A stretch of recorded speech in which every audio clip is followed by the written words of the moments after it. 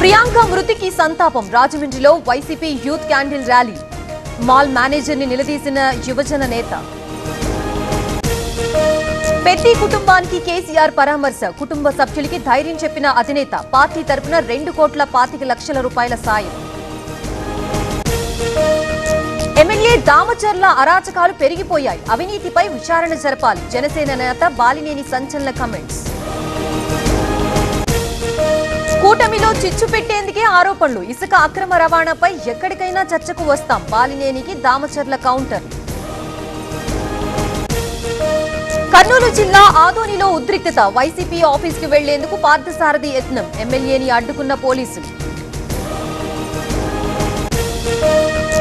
రేపటి వైసీపీ ర్యాలీలపై పోలీసుల ఆంక్షలు. లోకేష్ రాజీనామా కోరుతూ వైసీపీ కార్యక్రమం. దేవినేని అవినాష్ సహా పలువురు నేతలకు నోటీసులు. చింతాడ రవికుమార్ కి రిమాండ్ విధింపు. మహిళా ఎస్ఐపై అనుచితంగా ప్రవర్తించారని కేసు. ఇప్పటి వరకు 14 మంది అరెస్ట్. బోండా రౌడీ రాజకీయం చేస్తున్నారు. మాపై దాడులు చేసి తిరిగి మాపైనే కేసులు. కోర్టుల్లోనే తేల్చుకుంటామన్న మల్లాది. వైభవంగా లాల్ దర్వాజా బోనాలు. తరలి వచ్చిన మంత్రులు, ప్రముఖ నేతలు. పెద్ద సంఖ్యలో బోనాలు సమర్పించిన భక్తులు. రేపు నాగార్జున సాగర్ లో మహావరుణ యాగం. సమృద్ధిగా వర్షాలు కురవాలని యాగం. కుటుంబాలతో హాజరవుతున్న రేవంత్, మంత్రులు. ప్రకాశం బెరాజ్ పరిశీలించిన సీఎం. గోదావరి నీటితో నిండుగా కనిపిస్తున్న బెరాజ్. పట్టిసీమ ద్వారా కృష్ణా డెల్టాకి గోదావరి నీళ్లు తరలింపు. సాయి కృష్ణ కేసులో ముగిసిన కానిస్టేబుళ్ల కస్టడీ. 5 రోజుల పాటు విచారించిన సిట్ అధికారులు. విచారణలో కీలక సమాచారాన్ని సేకరించిన సిట్. కాళేశ్వరం వల్లే సిద్దిపేటలో పామాయిల్ పంట. కేసీఆర్ దూరదృష్టి వల్లే ఆయిల్ పామ్ ఫ్యాక్టరీ. రైతు కళ్లల్లో ఆనందం కావాలన్న హరీష్.